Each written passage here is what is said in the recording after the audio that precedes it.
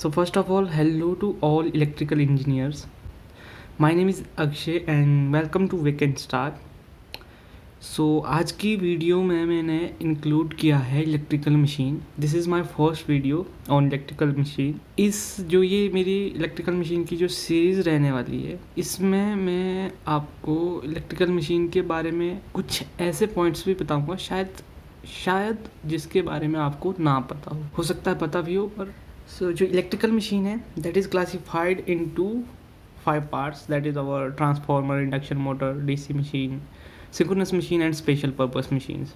सो पहले हम स्टार्ट करेंगे ट्रांसफार्मर से. Transformer, the transformer is a static piece of equipment which transfer power from one voltage level to the another voltage level at constant frequency. मतलब transformer एक ऐसे equipment है, device है जो कि ट्रांसफर करता है हमारा पावर को one voltage level to the another voltage level at constant frequency. Frequency को कांस्टेंट रख के जो हमारी पावर ट्रांसफर करता है एक वोल्टेज लेवल से दूसरे वोल्टेज लेवल को, that is our transformer. Simple सी डेफिनेशन है. So it is a static piece of equipment. Equipment मैंने यहाँ पर अंडरलाइन किया है बिकॉज क्योंकि समटाइम व्हाट हैपन कि जो हमारे कॉम्पिटिटिव एग्ज़ाम है उस पर पूछा जाता है कि व्हाट इज़ ट्रांसफार्मर. वहाँ पे आता है transformer is an static machine या स्टैटिक इक्विपमेंट या बोथ या नन ऑफ अबव.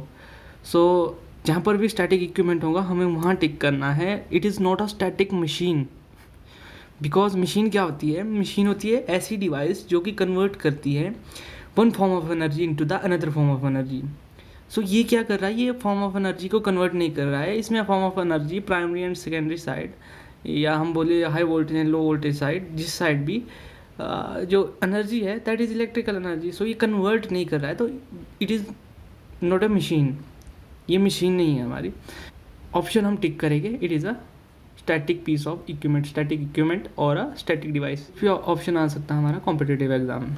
सो अब कॉम्पिटिटिव एग्जाम में हमारा मेन जो क्वेश्चन बनता है ट्रांसफार्मर के ऊपर से, जो मैंने अभी डेफिनेशन बताई है, that is what is constant in transformer. Option आ जाएंगे power, frequency, voltage and current. So obviously हमने बोला at constant frequency. Frequency is constant in practical transformer, not an ideal transformer. Ideal transformer practically possible नहीं है. But अगर question इस तरह से आ जाए कि what is constant in ideal transformer, so ideal transformer में फ्रीक्वेंसी के साथ साथ पावर भी हमारा कांस्टेंट होता है. Power is also constant in ideal transformer. तो ये है ट्रांसफार्मर का diagram. And only for exam point of view से बात करें तो हमें क्वेश्चन आ सकता है कि if N1 is greater than N2, so हमें पता है कि it is a step down transformer. And also if N2 is greater than N1 then it is a step up transformer. ठीक है. N1 और N2 यहाँ पर प्राइमरी और सेकेंडरी नंबर ऑफ टर्न्स है वाइंडिंग की. बट अगर इंटरव्यू में पूछा जाए कि N1 is greater than N2, सो इसका आंसर ये नहीं आएगा कि ये स्टेप अप है या स्टेप डाउन है जब तक कि हमें पता ना हो कि हमारा सोर्स कहाँ कनेक्ट है और लोड कहाँ कनेक्ट है. जिस साइड हमारा सोर्स कनेक्ट है उसको हम बोलेंगे प्राइमरी वाइंडिंग. उस साइड हम प्राइमरी कंसीडर करेंगे. अगर हमारा सोर्स कनेक्ट होता है N2 पे तो जो N2 है that is our primary number of turns. So and load connect होता है N1 पे तो it is our secondary number of turns. अगर इंटरव्यू में क्वेश्चन पूछा जाए कि if N1 is greater than N2 तो आपका जवाब ये नहीं रहेगा कि N1 अगर ग्रेटर है N2 से तो it is a step down transformer. अगर इंटरव्यू में ऐसा पूछा जाए तो आपका जवाब होना चाहिए sir we can not say that it is a step up और स्टेप डाउन ट्रांसफार्मर. कब तक? तब तक जब तक कि हमें यह पता ना हो कि हमारा सोर्स और लोड कहाँ कनेक्ट है. सोर्स हमेशा हमारा प्राइमरी साइड पे कनेक्ट होगा और लोड हमेशा हमारा सेकेंडरी साइड पे कनेक्ट होगा. अगर हमारा सोर्स कनेक्ट है N2 वाइंडिंग पे तो जो N2 है that is our primary number of turns. So हम नहीं बोल सकते ना कि it is a step up और स्टेप डाउन ट्रांसफार्मर. और नेक्स्ट क्वेश्चन यहाँ पूछा जा सकता है कि if the source is connected to HV side and load is connected to LV side, so obviously it is a step down transformer.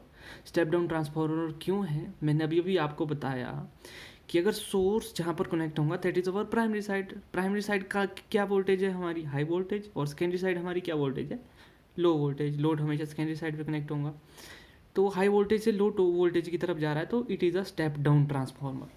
Similarly अगला question यह बन सकता है कि अगर एच वी साइड पे हमारा लोड कनेक्ट है, एल वी साइड पे लोड कनेक्ट है, तो ये स्टेप अप ट्रांसफार्मर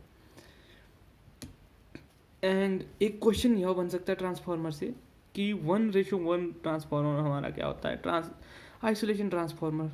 अब ये आइसोलेशन ट्रांसफार्मर क्यों बोला गया, बिकॉज ना ये स्टेप अप कर रहा है ना ये स्टेप डाउन कर रहा है, ये ट्रांसफ़र कर रहा है वोल्टेज सेम लेवल की।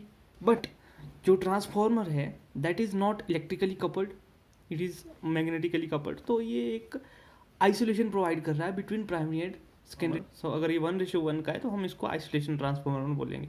That's all about for this video. Transformer के ऑपरेटिंग प्रिंसिपल के बारे में नेक्स्ट वीडियो में आपको मैं बताऊंगा। Thank you, thanks for watching. अगर आपके हाथों ये वीडियो लग चुकी है तो डायरेक्टली वीडियो को लाइक कर दो और चैनल को सब्सक्राइब कर दो।